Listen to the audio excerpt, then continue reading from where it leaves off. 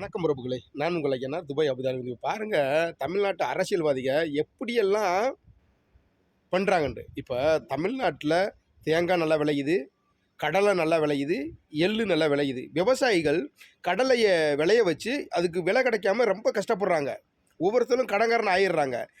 ஏன் இவங்க மலேசியாவிலேருந்து எண்ணெயை இறக்குமதி பண்ணுறாங்க ரேஷன் கடையில் கொடுக்குறதுக்கு?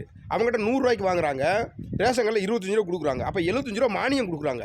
ஏன் வெளிநாடுலேருந்து இறக்குற எண்ணெயை நிப்பாட்டிட்டு நம்ம தமிழ்நாட்டில் விவசாயம் பண்ணுறாங்கல்ல, கடலை, எண்ணெய், தேங்காய், இதுகளெல்லாம் கொள்முதல் செஞ்சு இதுகளை எண்ணெயை ஆட்டி நம்ம ரேஷன் கடையில் கொடுக்கலாமே. விவசாயிகளுக்கும் கொஞ்சம் பலனாக இருக்கும், விவசாயிகளும் கொஞ்சம் பயன்பெறுவாங்கல்ல. ஏன் அதை செய்ய மாட்டாங்க? ஓட்டுக்கட்டு வரும்போது மட்டும் விவசாயிகள் மக்களே உங்களுக்கு நாங்கள் தான் ஆதரவாக இருக்கோம், எங்களுக்கு ஓட்டு போடுங்கன்னு கேட்குறாங்க. ஏன் இந்த மாதிரி வேலையை செய்ய மாட்டாங்க? மக்களே, வாக்களிக்கும் போது சிந்திச்சு வாக்களிங்க.